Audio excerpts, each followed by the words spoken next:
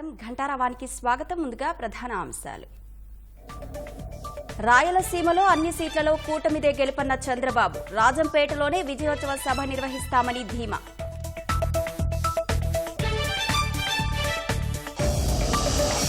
వైకాపా ప్రభుత్వాన్ని పాతాళానికి తొక్కేద్దామన్న పవన్. పెద్దిరెడ్డి, మిథున్ రెడ్డి అరాచకాలు మితిమీరాయని ధ్వజం.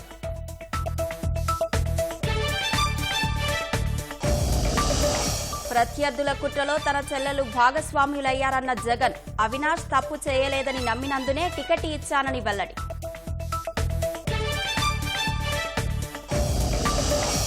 అవినాష్ కు టికెట్ ఇవ్వడంపై వివేక భార్య సౌభాగ్యమ్మ ఆక్షేపణ. బాబాయ్ వ్యక్తిత్వ హననం తగునా అంటూ జగన్ కు బహిరంగ లేఖ. రాష్ట్రంలో ముగిసిన నామినేషన్ల స్వీకరణ ప్రక్రియ. లోక్సభకు 731, అసెంబ్లీకి 4210 మంది దాఖలు.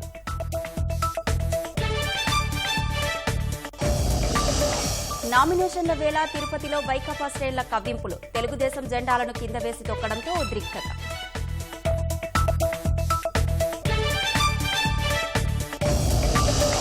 ప్రధాని మోదీ, రాహుల్ వ్యాఖ్యలపై వివరణ కోరిన ఈసీ. కోడ్ ఉల్లంఘనపై భాజపా, కాంగ్రెస్ అధ్యక్షులకు నోటీసులు.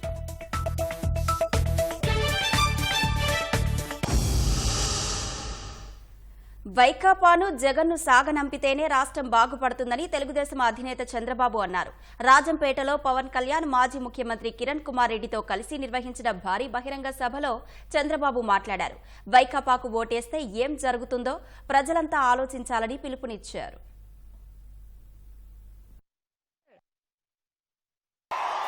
మీ ఉత్సాహం చూస్తా ఉంటే రేపు పోలింగ్ స్టేషన్లు కూడా దద్దరిల్లిపోతాయి.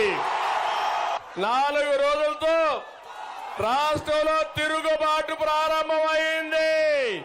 ఈ తిరుగుబాటు జగన్మోహన్ రెడ్డి ఇంటికి పంపిస్తుందని మరొకసారి తెలియజేస్తున్నా.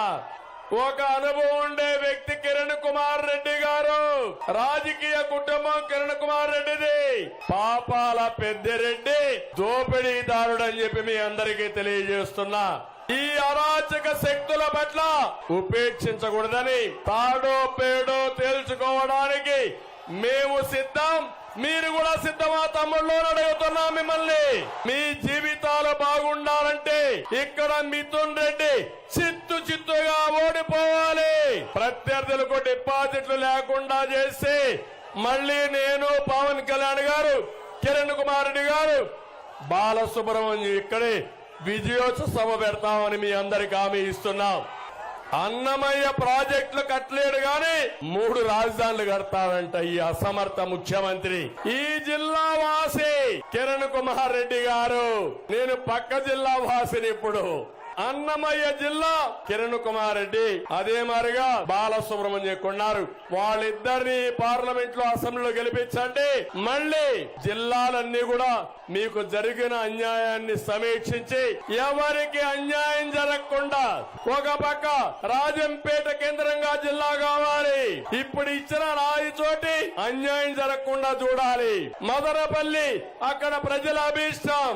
ఏ విధంగా చేయాలో చేసి ముగ్గురికి న్యాయం చేసే బాధ్యత మాదని మీ అందరికీ హామీ ఇస్తున్నా. రాయలసీమలో తిరుగుబాటు ప్రారంభమైంది. అన్ని సీట్లు మనమే గెలుస్తున్నాం. డ్రామా కంపెనీ మూసేయబడుతుంది. జగన్మోహన్ రెడ్డి ఇంటికి పోతాడు.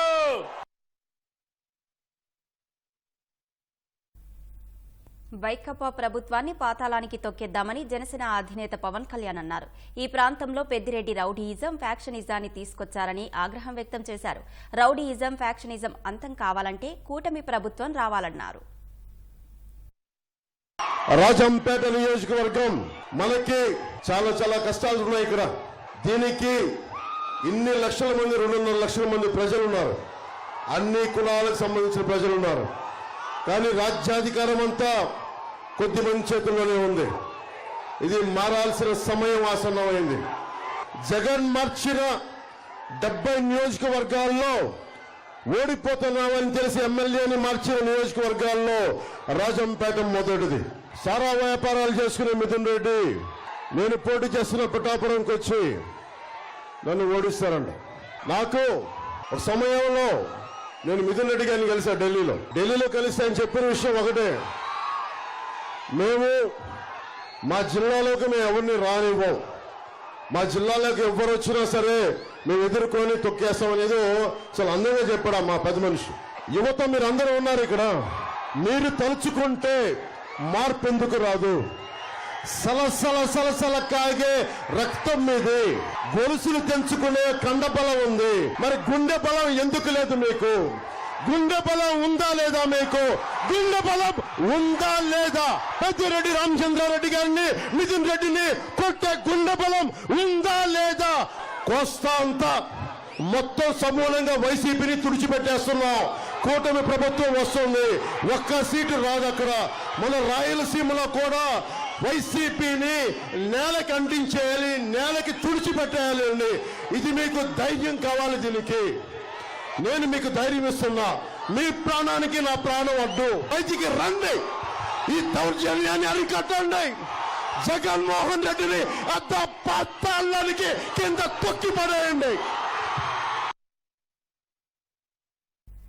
జగన్ సర్కార్ మాఫియా ప్రభుత్వంగా మారిపోయిందని రాజంపేట కూటమి అభ్యర్థి మాజీ ముఖ్యమంత్రి నల్లారి కిరణ్ కుమార్ రెడ్డి ఆరోపించారు.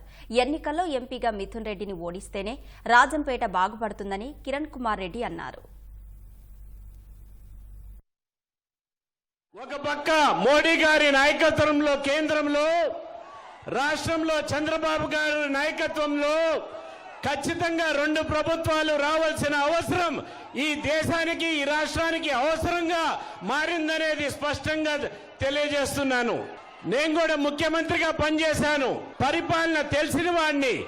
ఇంత దరిద్రమైన పరిపాలన నా జీవితంలో నేను చూడలేదు.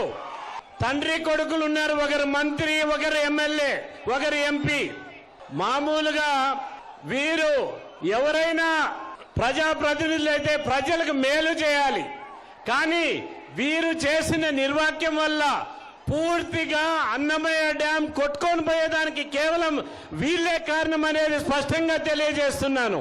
ఇటువంటి ప్రభుత్వం పేదల పట్ల పూర్తిగా వ్యతిరేకమైన ప్రభుత్వం మీకు అవసరమా అనేది మీరు ఆలోచన చేసుకోవాల్సిన అవసరం ఖచ్చితంగా ఉంది. ఉద్యోగాలన్నీ ఏమైపోయినాయి? యువకులు ఇంతమంది ఉన్నారు, డిఎస్సీలు పెడుతున్నారా? ఉద్యోగాలు ఇస్తున్నారా? ఒక్కసారి ఆలోచన చేసుకోవాలి. వీరు కేవలం మాఫియాగా తయారైపోయింది ప్రభుత్వం. ఇసుక దోపిడీ, గనుల దోపిడీ, అడవి దోపిడీ, ల్యాండ్ మాఫియా. ఈ మాఫియాల్లో ఈ ఎంపీ, ఈ మంత్రులు వీళ్ళంతా చిక్కుకుపోయారనేది స్పష్టంగా తెలియజేయడం జరుగుతా ఉంది. ఇక్కడ మిథున్ రెడ్డి గారిని చిత్తగా ఓడిస్తేనే ఈ ప్రాంతం అభివృద్ధి చెందుతుందనేది స్పష్టంగా తెలియజేస్తున్నాను. లేనిపోని అపోహలు మైనారిటీస్ లో కలిగిస్తున్నారు. ఎటువంటిది ఉండదు. గడిచిన 5 ఏళ్లలో జగన్ ప్రభుత్వం రాష్ట్రాన్ని ఎంతో వెనక్కి తీసుకెళ్లిందని కేంద్ర వాణిజ్య పరిశ్రమల శాఖ మంత్రి పీయూష్ గోయల్ విమర్శించారు. వైకాపా ప్రభుత్వం మద్యం, ఇసుక మాఫియాలతో రాష్ట్రాన్ని దోచుకుందని దుయ్యబట్టారు. కేంద్ర ప్రభుత్వం ఇచ్చిన నిధులను సైతం పక్కదారి పట్టించారని ఆరోపించారు. డబుల్ ఇంజన్ సర్కార్ విధానంతో నష్టపోయిన రాష్ట్రాన్ని తిరిగి గాడిన పెడతామని పీయూష్ గోయల్ స్పష్టం చేశారు. YSR, Youth, Shramik and Raitu, all 3 have suffered from the misgovernance of the YSRCP and Shri Jagan Mohan Reddy Garu. It was a fast developing state, but sadly in the last 5 years, it has been overtaken, it has been run primarily for the benefit of sand mafia, for the benefit of land mafia, for the benefit of liquor mafia. The people of Andhra Pradesh have only found the central schemes which came to Andhra Pradesh to support them, many of which also have not been implemented, of welfare of the poor and focus largely on corruption. And I am confident that together the central government and the state government, led by Chandrababu Naidu in the state and Honorable Prime Minister Narendra Modi at the center, will once again work like a double engine and bring back growth and prosperity to Andhra Pradesh. వైకాపాను ఎదుర్కొనే ధైర్యం లేకనే ప్రత్యర్థులు తన చెల్లెలను రాజకీయాల్లోకి లాగుతున్నారని CM Jagan ఆరోపించారు. పులివెందుల సభలో ప్రత్యర్థులతో పాటు చెల్లెలు షర్మిల, సునీత లక్ష్యంగా ఆరోపణలు చేశారు. సభ అనంతరం నామినేషన్ దాఖలు చేశారు. పులివెందుల బహిరంగ సభలో మాట్లాడిన సీఎం జగన్ ప్రత్యర్థులు, చెల్లెళ్లు, మీడియాపై రోజూ చేసే ఆరోపణలనే తిప్పి తిప్పి ప్రజలకు చెప్పారు. తన తండ్రి వైఎస్సార్పై కక్ష సాధింపులకు పాల్పడ్డ కాంగ్రెస్ తరపున పోటీ చేసేవారు ఆయన వారసులెలా అవుతారని ప్రశ్నించారు. నాన్నగారి మీద కక్షపూరితంగా, కుట్రపూరితంగా ఆయన చనిపోయిన తర్వాత ఆయన మీద కేసులు పెట్టింది ఎవరు? ఒక వైఎస్ఆర్ లెగసీని, ఒక వైఎస్ఆర్ ను ఉండకుండా చెయ్యాలని చూస్తా ఉన్నది ఎవరు? అలా రాజకీయంగా అనగదొక్కాలని దేశంలో ఉన్న అన్ని వ్యవస్థలను మన మీద ప్రయోగించి అదే కాంగ్రెస్, అదే టీడీపీతో కలిసిపోయి వైఎస్ అనే పేరే కనపడకుండా చేయాలని ఆ కుట్రలను అమలు చేస్తా ఉన్న మన శత్రువులతో చేతులు కలిపి వారి పార్టీల్లో చేరిపోయినా వీరా వైఎస్ఆర్ వారసులు అని అడుగుతా ఉన్నాను. మరి ఆ వైఎస్ఆర్ మీద కుట్రలు, కుతంత్రాలు చేసిన ఆయన శత్రువులతో పసుపు చీర కట్టుకొని వారి ఇళ్లకు వెళ్లి వారికి మోకరిల్లి వారి కుట్రలో భాగమవుతూ వారి స్క్రిప్టులను వారు చెప్పినది మక్కి టు మక్కి చదివి వినిపిస్తూ కుట్రల్లో భాగమవుతా ఉన్న వీళ్ళ వైఎస్ఆర్ వారసులు అని అడుగుతా ఉన్నాను మీ అందరి సమక్షంలో. బాబాయ్ వివేకానందరెడ్డి హత్యపై జగన్ పాతపాటే పాడారు. కీలక నిందితులుగా ఉన్న అవినాష్ రెడ్డి తరపున వకాల్తా పుచ్చుకుని కాపాడే ప్రయత్నం చేశారు. మా వివేకం చిన్నానను ఎవరు చంపారో, ఎవరు చంపించారో ఆయనకు, ఆ దేవుడికి, ఈ జిల్లా ప్రజలందరికీ కూడా తెలుసు. కానీ బురద జల్లేందుకు ఇద్దరు చెల్లెమ్మలను ఎవరు పంపించారో, వారు వెనకాల ఎవరు ఉన్నారో మాత్రం మీ అందరికీ కూడా రోజు కనిపిస్తూనే ఉంది. వివేకం చిన్నానను అతి దారుణంగా చంపి, అవును నేనే చంపాను అని అతి హేయంగా బహిరంగంగా చెప్పుకుంటూ తిరుగుతున్న హంతకుడికి మద్దతిస్తున్నది ఎవరు? మీరే రోజు చూస్తున్నారు కదా అని అడుగుతా ఉన్నాను. చిన్నానకు రెండో భార్య ఉన్న మాట వాస్తవం అవునా కాదా? ఆ రెండో భార్యతో తనకు సంతానం ఉన్న మాట వాస్తవం అవునా కాదా? అవినాష్ అక్కడికి ఎవరు ఫోన్ చేస్తే వెళ్ళాడు వంటి అనేక ప్రశ్నలు సహేతుకమే కదా అని చెప్పి ఎవరైనా అవినాష్ వైపు ఎవరైనా మాట్లాడితే చాలు వెంటనే వారి మీద కూడా అడ్డగోలు ఆరోపణలు చేస్తూ కుట్ర రాజకీయాలు చేస్తా ఉండడం ధర్మమేనా అని చెప్పి ఈ సందర్భంగా ప్రతి ఒక్కరిని కూడా అడుగుతా ఉన్నా. ఇలా చిన్నానను ఓడించిన వారిని గెలిపించాలని తిరగడం కంటే దిగజారుడు రాజకీయాలు ఎక్కడైనా ఉంటాయా అని చెప్పి ఈ సందర్భంగా అడుగుతా ఉన్నా. వైఎస్ అవినాష్ ఏ తప్పు చేయలేదని నేను బలంగా నమ్మాను కాబట్టే నేను అవినాష్కు టికెట్ ఇచ్చాను. మా అందరికన్నా చాలా చిన్నోడు అవినాష్, చాలా చాలా చిన్న పిల్లోడు. అటువంటి పిల్లోని జీవితం నాశనం చేయాలని చెప్పి నిజంగా ఇంత పెద్ద పెద్ద వాళ్ళందరూ కూడా కుట్రల్లో భాగం అవుతా ఉన్నారంటే నిజంగా వీళ్ళంతా మనుషులేనా అని చెప్పి సందర్భంగా అడుగుతా ఉన్నా. సభ అనంతరం జగన్ పులివెందుల ఎమ్మెల్యే అభ్యర్థిగా ఆర్ఓ కార్యాలయంలో నామినేషన్ దాఖలు చేశారు.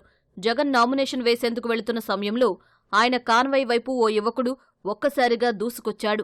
బారికేడ్లు దాటి జగన్ కారు వైపు దూసుకెళ్లడంతో అప్రమత్తమైన భద్రతా సిబ్బంది అతణ్ణి పట్టుకుని అక్కడి నుంచి తరలించారు. జగన్ పర్యటనతో పులివెందులలో సామాన్యులకు కష్టాలు తప్పలేదు. పోలీసుల ఆంక్షలతో విధులకు వెళ్లే ఉద్యోగులు, ప్రయాణికులు తీవ్ర అవస్థలు పడ్డారు. సీఎం తిరిగి వెళ్లే వరకు తమకు ఈ కష్టాలు తప్పవా అని ఆవేదన వ్యక్తం చేశారు. సీఎం కావడానికి ఎంతో త్యాగం చేసిన వివేక అంటే ఎందుకంత ద్వేషమని ముఖ్యమంత్రి జగన్ సునీతారెడ్డి ప్రశ్నించారు. పులివెందుల బహిరంగ సభలో జగన్ వ్యాఖ్యలు చూస్తుంటే చనిపోయిన వివేకానందరెడ్డిపై తీవ్రస్థాయిలో ఈర్ష్య ఉన్నట్లు కనిపిస్తోందన్నారు. వివేక గురించి 5 ఏళ్లుగా ఒక్క మంచి మాట మాట్లాడని జగన్ ఎన్నికల వేళ విద్వేషం ఎందుకు కక్కుతున్నారని సునీత ప్రశ్నించారు. వివేకానందరెడ్డి గారు ఒకానొకప్పుడు రాజశేఖర రెడ్డి గారి కోసం తన ఎమ్మెల్యే పదవిని త్యాగం చేశారు. తర్వాత జగన్మోహన్ రెడ్డి గారి కోసం ఎంపీ పదవిని త్యాగం చేశారు. ఇన్ని జరిగినాక కూడా ఎందుకు మీకు వివేకానందరెడ్డి గారంటే అంత అసూయ, ద్వేషం? చంపేంత వరకు వచ్చిన ద్వేషం ఎందుకు వచ్చింది అన్నది అర్థం కావడం లేదు. అనునిత్యం పులివెందుల ప్రజల కోసం పనిచేసిన మనిషి. అందుకనేనా ఈ ఈర్ష్య? ఈరోజు ప్రసంగంలో వివేకానంద రెడ్డి గారి ప్రస్తావన వచ్చింది. వివేకానంద రెడ్డి గారి కేసు గురించి మాట్లాడారు. వివేకానంద రెడ్డి గారి గురించి నెగిటివ్ గా వచ్చేలా మాట్లాడారు. మీకోసం ఇంతగా కృషి చేసి పనిచేసి రాత్రి చనిపోయే ముందు వరకు మీకోసమే కృషి చేసిన మనిషి మీద ఒక్క మంచి మాట కూడా గుర్తు రాలేదా మీకు చెప్పడానికి? ఇంకా ఏమంటే ఆయన ఆశీస్సులతోటే మీరు నిలుస్తున్నారంటారు. ఎందుకింత ఈర్ష్య, ఎందుకింత ద్వేషం? సీఎం జగన్ కు వివేకా సతీమణి సౌభాగ్యమ్మ బహిరంగ లేఖ రాశారు. వివేకానందరెడ్డి హత్య కేసులో ఆరోపణలు ఎదుర్కొంటున్న అవినాష్ రెడ్డికి మళ్లీ టికెట్ ఇవ్వడం ధర్మమా అని ప్రశ్నించారు. న్యాయం కోసం పోరాడుతున్న సునీతకు మద్దతు ఇవ్వకపోగా ఆమెపైన షర్మిలపైన నిందలు వేయడం ఎంతవరకు సబబని నిలదీశారు. సొంత చెల్లెలపై సాక్షి మీడియాలో వ్యతిరేక వార్తలు రావడం బాధగా ఉందని సౌభాగ్యమ్మ ఆవేదన వ్యక్తం చేశారు. పులివెందుల బహిరంగ సభలో వివేక హత్యపై జగన్ మాట్లాడుతూ ఉండగానే వివేకానందరెడ్డి సతీమణి సౌభాగ్యమ్మ బహిరంగ లేఖ విడుదల చేశారు. 2009లో తండ్రిని కోల్పోయినప్పుడు జగన్ ఎంత మనోవేదన అనుభవించారో 2019లో సునీత కూడా అంతే బాధ అనుభవించిందన్నారు. నాటి నుంచి నేటి వరకు జరిగిన పరిణామాలు తమను మరింత ఎక్కువగా బాధపెట్టాయని సౌభాగ్యమ్మ లేఖలో ప్రస్తావించారు. కుటుంబంలోని వారే హత్యకు కారణం కావడం, వాళ్లకు సీఎం రక్షణగా ఉండడం తగునా అని జగన్ను ప్రశ్నించారు. జగన్ను సీఎంగా చూడాలని ఎంతో తపించిన చిన్నాన్నను ఈ విధంగా సాక్షి పత్రిక, టీవీ ఛానల్, సోషల్ మీడియా ద్వారా వ్యక్తిత్వ హననం చేయించడం ఎంతవరకు సబబని సౌభాగ్యమ్మ ప్రశ్నించారు.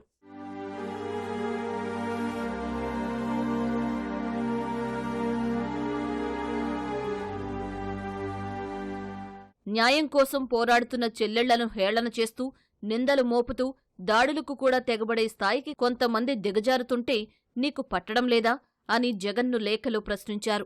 సునీతకు మద్దతుగా నిలిచి పోరాటం చేస్తున్న షర్మిలను కూడా టార్గెట్ చేస్తుంటే జగన్ నిమ్మకు నీరెత్తినట్లు ఉండటం సమర్థనీయం కాదన్నారు. హత్యకు కారకులైన వారికి మళ్లీ ఎంపీగా అవకాశం కల్పించడం సమంజసమా అని నిలదీశారు. ఇలాంటి దుశ్చర్యలు మంచిది కాదని జగన్ను ఉద్దేశించి అన్నారు. రాగద్వేషాలకు అతీతంగా పరిపాలన చేస్తానని ప్రమాణం చేసిన రాష్ట్ర ముఖ్యమంత్రిగా నిజం వైపు నిలబడమని వేడుకుంటున్నానని సౌభాగ్యమ్మ ఆవేదనతో కూడిన లేఖను జగన్కు రాశారు.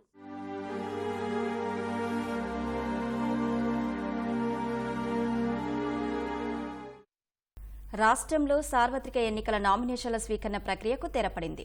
చివరి రోజు నామపత్రాలు సమర్పించేందుకు అభ్యర్థులు పోటెత్తారు. కార్యకర్తలతో కలిసి భారీ ర్యాలీగా వెళ్లి నామినేషన్లు వేశారు. లోక్సభకు 731, అసెంబ్లీకి 4000కు పైగా నామినేషన్లు దాఖలయ్యాయి. శుక్రవారం నామినేషన్ల పరిశీలన జరగనుంది.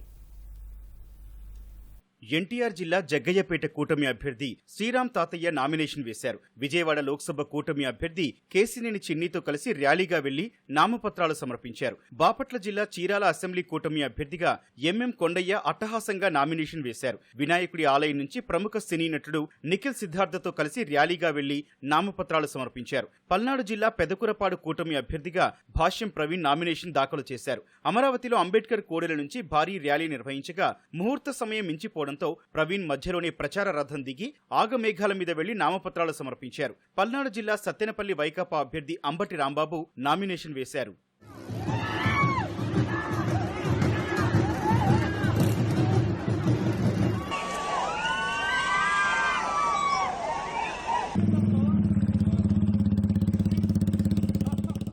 ప్రకాశం జిల్లా మార్కాపురం కూటమి అభ్యర్థిగా కందుల నారాయణ రెడ్డి భారీ ర్యాలీగా వెళ్లి నామినేషన్ వేశారు. ఒంగోలు లోక్సభ కాంగ్రెస్ అభ్యర్థిగా ఈద సుధాకర్ రెడ్డి నామినేషన్ వేశారు. నెల్లూరు అర్బన్ వైకాపా అభ్యర్థి ఖలీల్ నామినేషన్ దాఖలు చేశారు.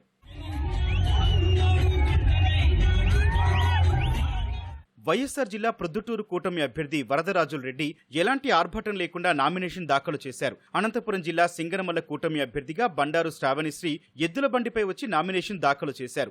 మరువకొమ్మ క్రాస్ నుంచి కార్యకర్తలతో కలిసి భారీ ర్యాలీగా వెళ్లి నామపత్రాలు సమర్పించారు. రాప్తాడు కూటమి అభ్యర్థిగా మాజీ మంత్రి పరిటాల సునీత నామినేషన్ ప్రక్రియ అట్టహాసంగా సాగింది. 3 పార్టీల కార్యకర్తలు భారీగా తరలివచ్చి సునీతకు మద్దతు తెలిపారు. శ్రీ సత్యసాయి జిల్లా కదిరి అసెంబ్లీ కూటమి అభ్యర్థి కందికుంట వెంకటప్రసాద్ నామినేషన్ దాఖలు చేశారు. వేశారు. కర్నూలు అసెంబ్లీ కూటమి అభ్యర్థి టీజీ భరత్ నామినేషన్ వేశారు. కింగ్ మార్కెట్ నుంచి కొండారెడ్డి బురుజు మీదుగా మున్సిపల్ కార్యాలయం వరకు భారీ ర్యాలీగా వెళ్లి నామపత్రాలు సమర్పించారు.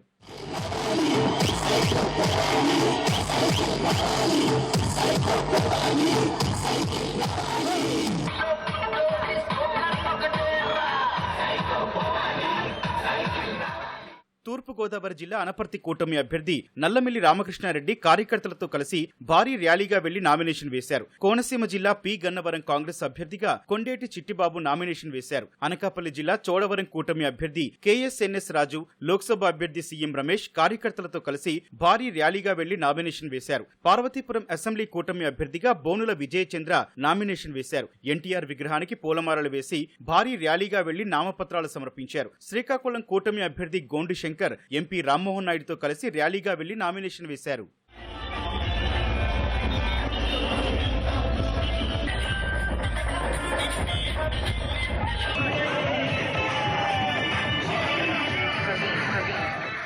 శుక్రవారం నామినేషన్ల పరిశీలన జరగనుంది. ఈ నెల 29 వరకు నామినేషన్లు ఉపసంహరించుకునేందుకు అవకాశం ఉంది.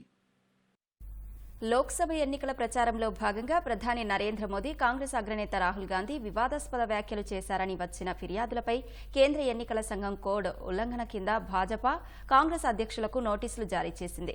ఈ నోటీసుల్లో మోదీ, రాహుల్, ఖర్గే పేర్లను ఈసీ నేరుగా ప్రస్తావించలేదు. ప్రజాప్రాతినిధ్యం చట్టం సెక్షన్ 77 ప్రకారం తొలుత 2 పార్టీల అధ్యక్షులైన జేపీ నడ్డా, మల్లికార్జున ఖర్గేలు ఈ ఆరోపణలపై వివరణ ఇవ్వాలని ఈసీ నిర్దేశించింది. ఏప్రిల్ 29 ఉదయం 11 గంటలలోపు స్పందన తెలియజేయాలని స్పష్టం చేసింది.